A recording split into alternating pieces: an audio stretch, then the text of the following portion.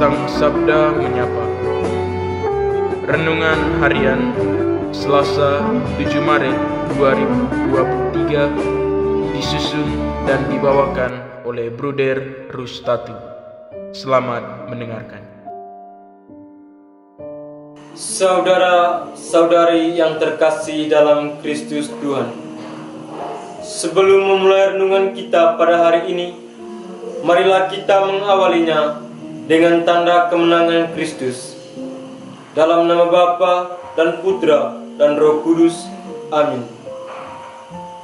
Renungan kita pada hari ini berjudul Menyatukan Kata dan Tindakan. Saudara-saudari yang terkasih dalam Kristus Tuhan, dalam kehidupan sehari-hari, kadang kita merasa diri lebih baik dibandingkan orang lain.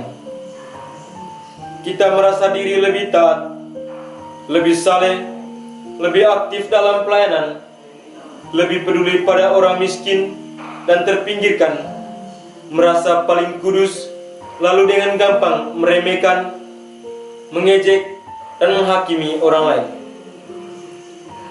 Dalam Injil hari ini, Tuhan Yesus mengkritik orang-orang Farisi dan ahli-ahli Taurat karena mereka menempatkan diri mereka sebagai pemimpin, bos, dan majikan yang patut dihormati dan dihargai semua orang. Tetapi hidup mereka justru tidak patut dicontohi. Mereka mengajar orang banyak tentang hukum, nilai-nilai sosial dan kebenaran, tetapi sikap dan perbuatan mereka tidak mencerminkan apa yang mereka ajarkan. Tuhan Yesus melihat kontradiksi yang amat menonjol antara kata dan perbuatan mereka. Artinya, tidak ada kesesuaian antara kata dan perbuatan. Singkatnya, Tuhan mencela sikap orang-orang Farisi dan ahli-ahli Taurat karena tidak ada kesesuaian antara kata dan perbuatan konkret, suka mencari perhatian dan pujian dari orang lain, tidak mencintai kebenaran, munafik, sombong, dan menganggap rendah orang lain.